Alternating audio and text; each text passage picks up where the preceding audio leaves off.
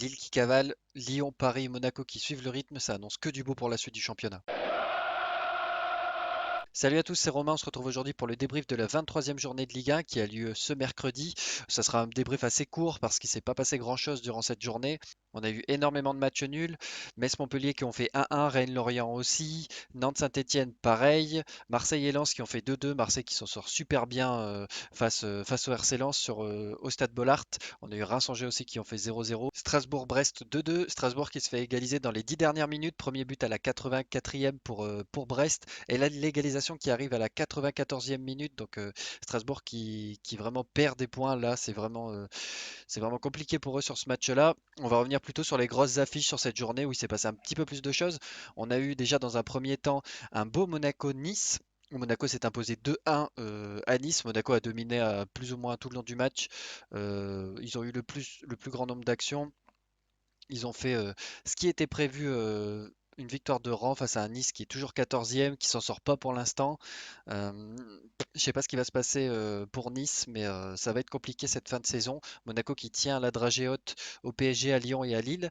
Ils sont toujours dans le wagon de tête pour soit terminer champion, soit finir en Europa League ou en Ligue des Champions. Donc ça continue sur cette belle lancée pour Monaco qui est toujours invaincu et qui est même sur une série de 6 victoires consécutives. Je crois pas qu'ils ont perdu en 2021, donc pour l'instant vraiment Monaco très très solide. Il va falloir faire attention à eux qui reviennent super bien. D'un autre côté, on a Lyon qui s'est imposé 1-0 face à Dijon, un match compliqué pour les Lyonnais qui ont failli se faire surprendre de nombreuses fois face à des Dijonais qui étaient un peu perdus face au but. Le reste du temps, ça allait bien. Il y avait des bonnes remontées de balles, mais Lyon s'est imposé quand même suite à un but de Paqueta. À la 22e minute, il va falloir faire attention pour Lyon. Je les vois un peu moins en ce début d'année 2021.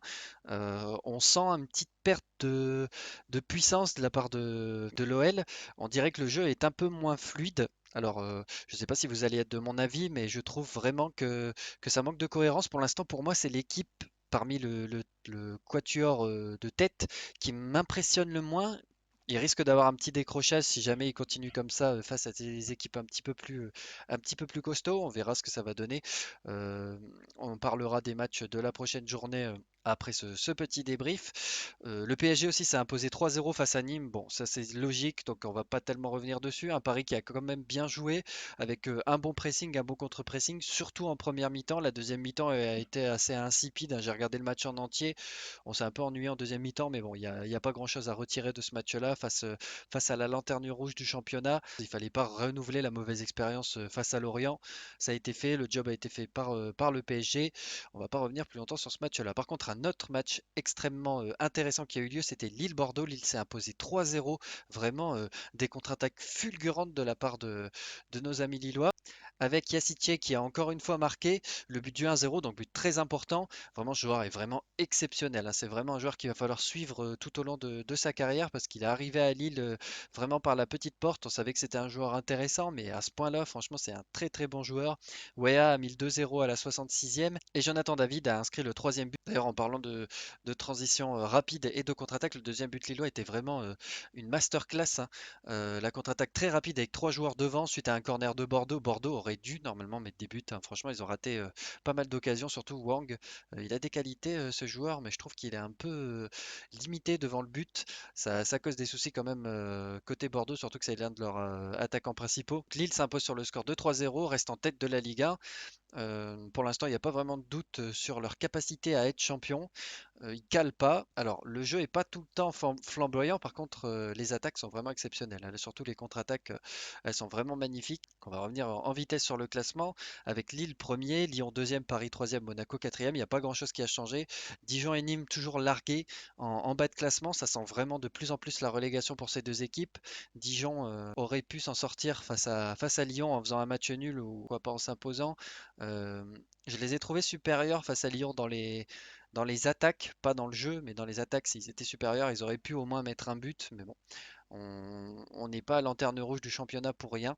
Il y a vraiment des grosses lacunes devant le but. Alors, pour la 24e journée de Ligue 1, on va avoir quelques petites rencontres intéressantes. Déjà, on va avoir un OM PSG sur Canal+, pour ceux qui ne le savent pas. Ça va être vraiment cool à l'ancienne. Un match qui va être déterminant pour Paris, pour pouvoir rester dans la course pour la tête de la Ligue 1. On va avoir Lyon-Strasbourg aussi qui risque d'être sympa, même si Strasbourg est dans une mauvaise passe, c'est toujours une équipe compliquée à jouer, surtout pour un Lyon qui est en perte de vitesse collectivement parlant. Un Lens-Rennes aussi pour le ventre mou entre guillemets ou pour l'Europa League, c'est encore possible, mais ça va être compliqué pour ces deux équipes-là.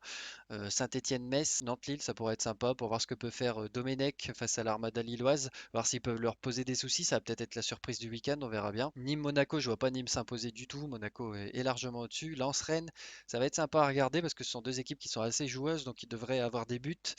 Lorient-Reims, bon, un match assez sympa aussi, avec des Lorientais qui jouent bien et des Rémois aussi. Et à côté de ça, bon, Nice-Angers, Saint-Étienne-Metz, c'est des matchs qui vont surtout être regardés par les supporters des équipes. Donc voilà, c'était Féro. On se retrouve la semaine prochaine pour le débrief de la 24e journée, avec peut-être des surprises, on verra bien. Voilà, je vous dis portez-vous bien et à la semaine prochaine. Salut!